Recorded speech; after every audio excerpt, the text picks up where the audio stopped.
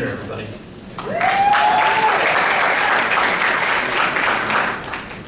So, my name is Bryan Drowos. I'm from South Palm Beach County, Florida. Thank you, Florida. I am a member of the, even smaller than Stacy's, but just as mighty, 7th year class. I only have like 3 people clapping. I'm also co-chair designate of National Young Leadership, and today's campaign day co-chair. So, as I stated in the first and last sentences of my chair application earlier this year, I love Jewish Federation. Aside from my family, I take greater pride in and receive greater joy from my involvement in Jewish philanthropy, really than anything else I do. Giving and doing Jewishly speaks to my heart. It fills my soul. It's far more than just the sum of my actions. It's my identity. It governs how I conduct business dealings, how my wife and I raise our children. When I say that no dollar goes farther or touches more lives than a dollar given through the Jewish Federation, I speak from experience. I've seen it, I've lived it, I've breathed it. So I stand humbly before you today, not because I'm some great Jewish theologian, not because I'm some brilliant mind, or war hero, or billionaire philanthropist. I'm here simply because I'm grateful. I'm grateful to be Jewish. I'm grateful for my family. I'm grateful to live in this place at this time. I'm grateful that I can help others. I'm grateful to be in cabinet, to count all of you as my friends, my Hevra. My being here on this stage, on this day, was not by design, at least not mine. I do believe, however, that being here was part of a masterful plan. A plan of a higher power, a plan executed brilliantly by the Federation system. Josh Green, our NYL chair, said last year, "There, but for the grace of God go I." I am absolutely, positively a product of God's grace and a federated system which really works. Author Mike Erickson once wrote, "I truly believe we can either see the connections, celebrate them, and express gratitude for our blessings, or we can see life as a string of coincidences that have no meaning or connection. For me, I'm going to believe in miracles, celebrate life, rejoice in the views of eternity, and hope my choices will create a positive ripple effect in the lives of others. This is my choice, and it's my choice as well." I can look back at each of the pivotal moments in my life and each of my Jewish Federation aha moments and pinpoint the exact moment when the hand of God gently nudged me to exactly where I needed to be for Federation system to bring me exactly where I am today. I'd like to share and celebrate a few of these holy handoffs with you this morning. So my parents met in 1969. My mother, not born Jewish, knew how important it was to my father and his parents that were they to have children, they would raise them Jewish. She converted to Judaism before their wedding and never looked back. I've said it before and I'll say it again, she has as much a Jewish neshama, a Jewish soul, as anyone I've ever met. She was meant to be a Jew. So shortly after standing under the chuppah together, they began trying to make the dream of raising Jewish children a reality. Unfortunately, they had trouble. After 2 years of trying, they found that they were biologically incapable of having children. Undeterred, they decided they would adopt. They spent the next 7 long, frustrating years waiting to adopt through an agency in Wilmington, Delaware. Little did they know, in February of 1979, I was born to a mother who, for unknown reasons, couldn't keep me.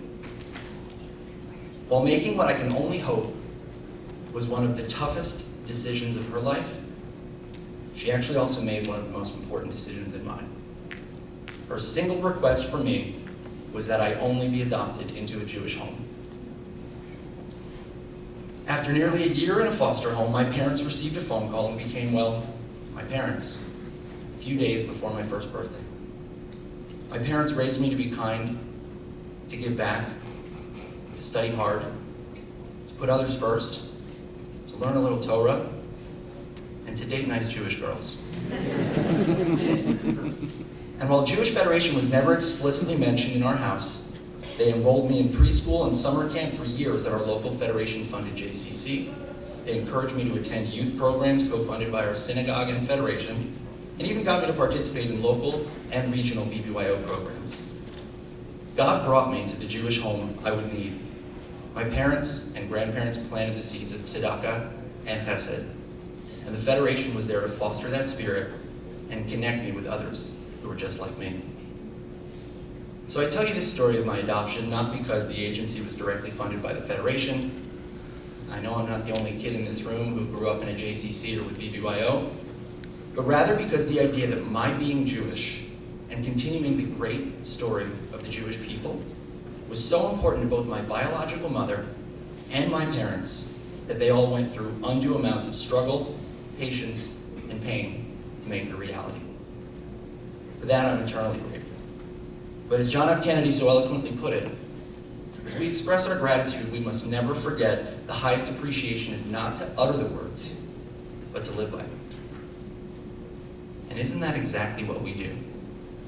Aren't we all here today and throughout the year because we put our time and money where our mouth is? We've seen time and time again that our global Jewish family is struggling every day to give their children that Jewish upbringing and sustain our people's legacy. Last year on the cabinet study mission to Turkey, we visited a Hebrew day school. With Istanbul's rising tide of anti-Semitism and violence at Jewish religious and educational buildings, the day school can only be described as a fortress. 14-foot tall iron and concrete walls shrouded in barbed wire. Very large men with even larger machine guns standing around the perimeter. 4-inch thick iron doors to enter a hallway that turned 90 degrees, went downstairs to take you just to another 4-inch thick iron door. And that was just to get to the courtyard in front of the school. Security expenses alone in the Istanbul Jewish community exceed $2 million a year. So 2 things struck me that day. One is that it would be so important to parents to raise their children Jewish that they and their children would literally risk life and limb every day just to achieve it. And 2, that without our help, they may actually be forced to decide between protecting those kids just a little bit better or providing other much-needed services to their Jewish community. It shouldn't have to be a choice. Because of what we're doing today and every day, it doesn't have to be. When we give through the Jewish Federation, we're funding programs to continue the great story of the Jewish people. We're providing the resources to foster, to raise, to educate, and to protect generations of Jews around the world in ways their parents and their communities wouldn't otherwise be able to do.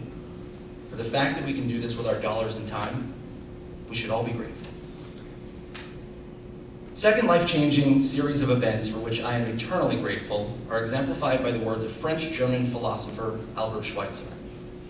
At times, our own light goes out and is rekindled by a spark from another person. Each of us has cause to think with deep gratitude of those who have lighted the flame within us. Spending a few years in Blacksburg, Virginia at college, it's hardly a bastion of Jewish cultural significance if you've ever been, it dimmed my Jewish light a little bit. Other than a high holiday service or 2, I had no connection to my Judaism, to my Jewish community, and certainly no nice young Jewish girls. One day my parents called me to tell me that they had had enough of Delaware and were moving to some place called Boca Raton. I had never been to or even heard of Boca Raton. I know I'm the only one. So to say I was thrilled about a move there would be a lie, but it actually turned out to be the second greatest thing my parents would ever do for me. God didn't just bring my family to Boca after never having been there before, but also after a series of inexplicable failures to close on a house on the other side of town. My parents bought the house 3 doors down the street from the girl I was destined to meet and later marry.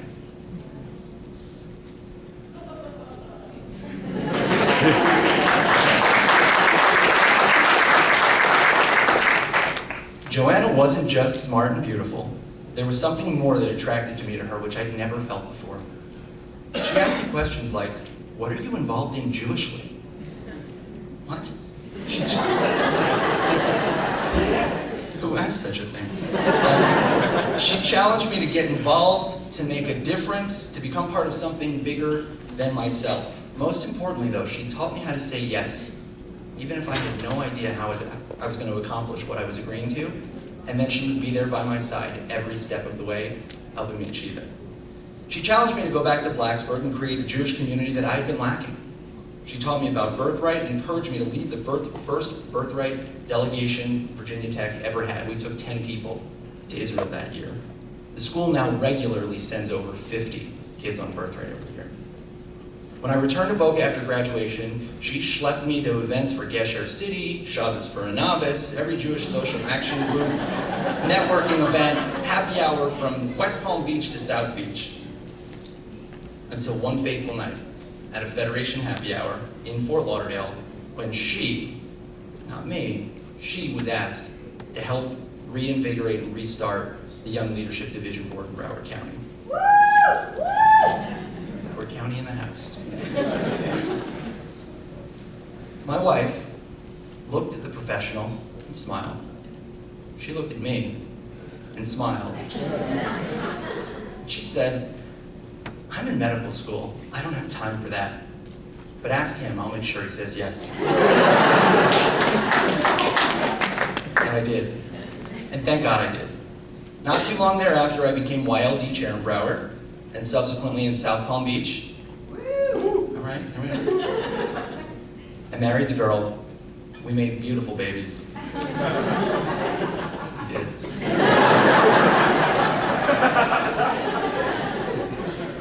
And I found my passion for living and doing Jewishly reignited by this amazing woman. So I think we all have that kindling in our lives, the foundation for the roaring, everlasting flame of doing Jewish. I also think the reason we're so passionate about Jewish Federation, and specifically Cabinet, is that it often provides us the spark we need as our light dims from time to time.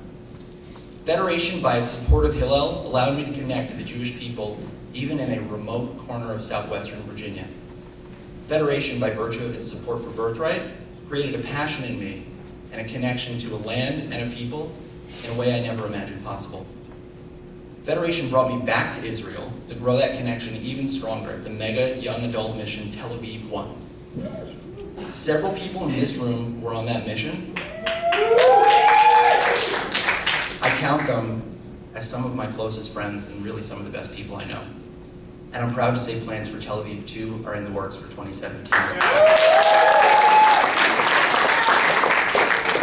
So Federation has taken me to Poland to bear witness to the atrocities of the Holocaust and given me a venue to serve survivors in my own community and help them live their lives with dignity.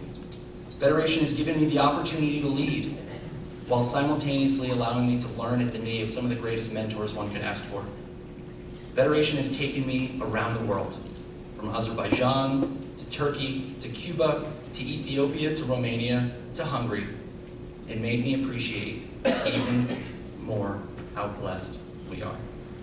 Federation has enabled me to touch and feel firsthand the work our dollars do and the impact we have as a system on human beings. Over there isn't over there, they're people, and we get to see it. God brought me to Joanna. Joanna brought me to Federation. Federation brought me to Cabinet, to all of you, my Hebra. Anytime I think of this amazing group, my light is rekindled and my passion is reignited. So for that, I'm eternally grateful to all of you. There are no words which can adequately express my gratitude to God for this last story, though there's no shortage of words coming from me, so I'm going to tell you anyway. The last story is about my becoming a dad for the first time. It was a Wednesday evening, a little over 3 weeks after the conclusion of my second Cabinet retreat. I had just walked in the door when my wife, 34 weeks pregnant at the time, told me she was having some abdominal pain. As I got changed out of my work clothes, she had walked into the bathroom and begun screaming. When I ran to see what was wrong, and forgive me for being a touch graphic, I could see my daughter's head.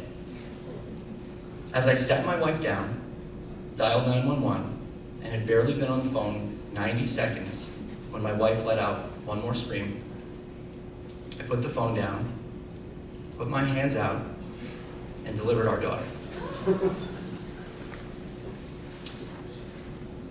My wife and I have never felt more afraid more helpless, more alone in our lives before or since than we did in that moment. But we weren't alone.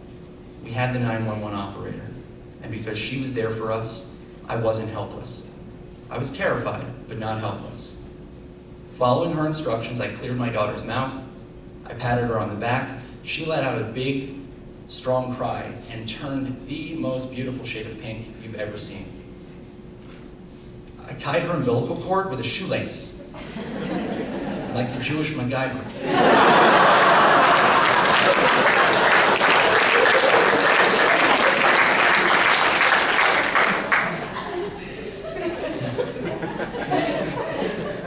The entire 9-minute ordeal was just surreal.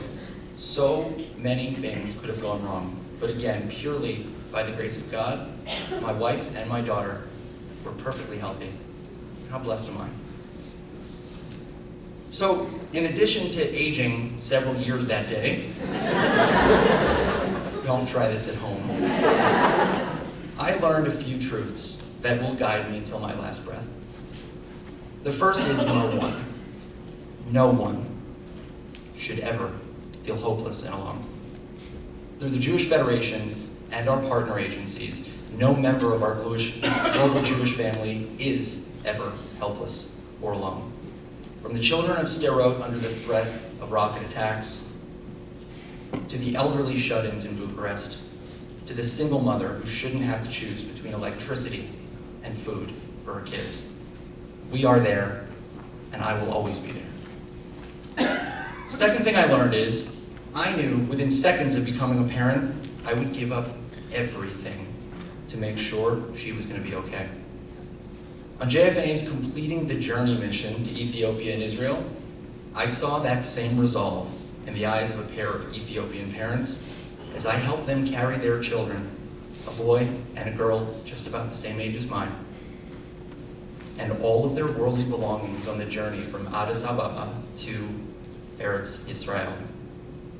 They were willing to leave everything they knew behind to move to a strange land with a strange language, just so their children would have the opportunity to prosper as Jews in Israel. There's no question why we were all crying as they knelt down and kissed the ground at Ben Gurion Airport. Our support of Olim and families around the world ensures the next generation will be okay. So in case you're wondering, my daughter Lila will turn 5 in a couple of weeks. We do everything we can to involve her and her brother Jackson in our tzedakah. My wife and I show them that it's not just important to count our blessings, but make our blessings count by giving to others. And it really is having an impact on them and an impact on us. Recently, my daughter was asked, when she was 4, she was asked if given 3 wishes, what would you wish for? Some of you heard me talk about this on the study mission. A normal 4-year-old would say a pony or a princess or Disney World. My daughter said, I wish my family could be together forever. I wish trees would never die. And I wish people who are hungry could find food. With the gifts that we're making today, we have the power to keep families together, to feed them, to shelter them, and to repair the world. So when you go into your caucuses later today, not much later since I'm the last act, I really want you to think about what you are grateful for and how you choose to honor that gratitude, not just by speaking about it, but by acting on it. Think about the spark which ignites your passion for helping others and connecting our global Jewish family. Think about how grateful you are not to be helpless and alone, but rather someone who can be there for another. Think about not just what your giving capacity is, but what your gift's capacity to heal the world might be. Thanks.